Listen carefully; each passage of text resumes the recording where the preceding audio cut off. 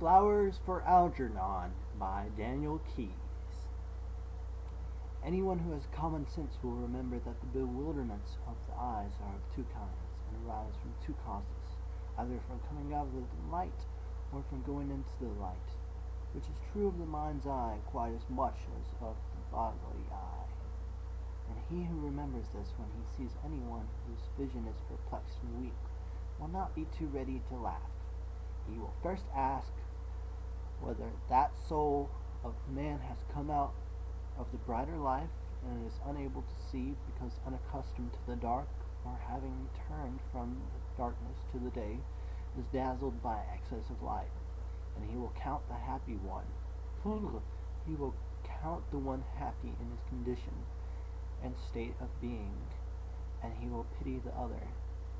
Or, if he have a mind to laugh at the soul which comes from below into the light, there will be more reason in this than in the laugh which greets him who returns from above out of the light into the den. Plato, the Republic.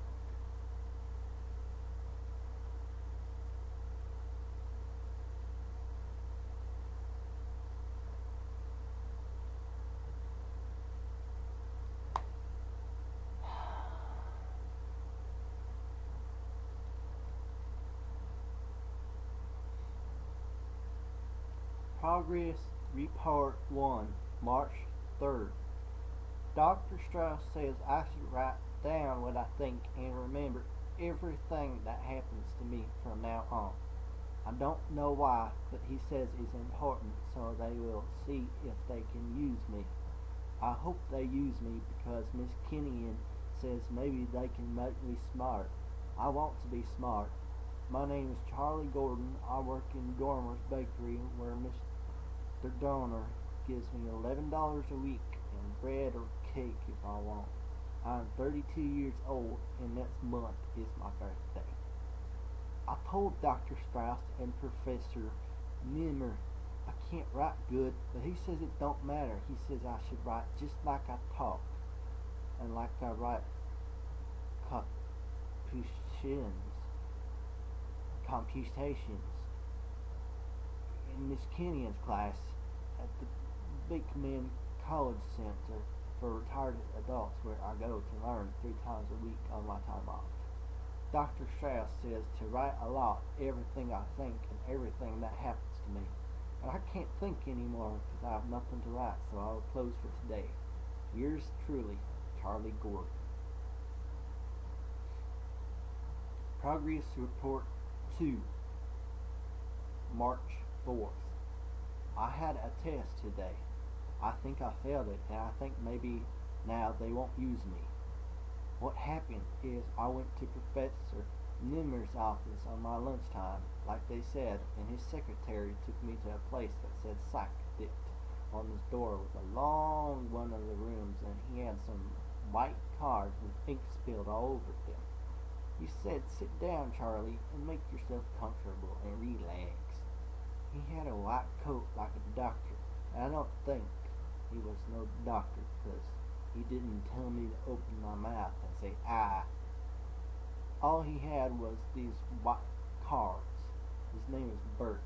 I forget his last name because I don't remember so good.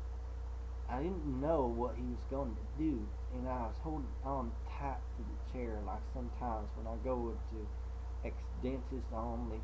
Bert ain't no dentist neither, but he keep telling me to relax, and that gets me scared because it always means it's gonna hurt. So Bert said, "Charlie, what do you see on this card?" I said, "The spilled ink," and I was very scared, even though I got my rabbit's foot in my pocket, because when I was a kid I always failed tests in school as I spilled ink too.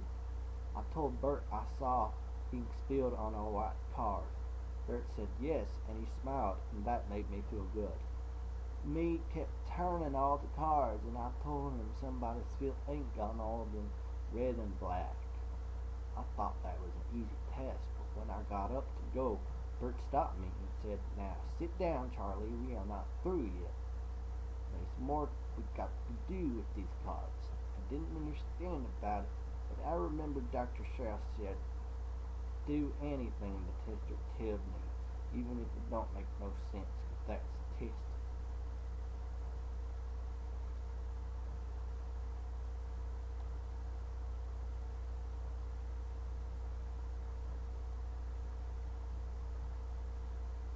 I don't remember so good what Bert said, but I remember he wanted me to say what was in the ink.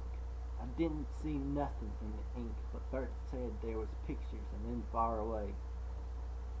Then I said if I had my eyeglasses, I could probably see it better. They will help me see the pictures in the ink. I put them on, and I said, now let me see the card of ours. I bet I'll find it now. I tried hard and I still couldn't find the pictures. I only saw the ink. I told Bert maybe I need new glasses.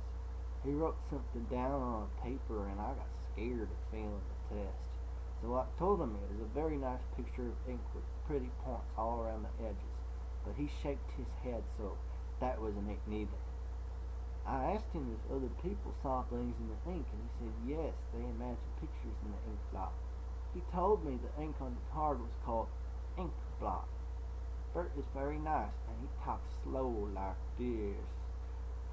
I live in Kinman does in her class where I go to learn reading for slow adults. He explained to me it was a raw shock. He just kept saying, think image, and there's something on the card. I told him does it remind you of pretend it's something? I told him I imagine an ink blot. He shook his head, so that wasn't right either. He said, what does it remind you of? Pretend it's something. I closed my eyes for a long time to pretend, and then I said I pretend a bottle of ink spilled all over a white card. And that's when the point on his pencil broke, and then we got up and went out. I don't think I passed the raw shock test.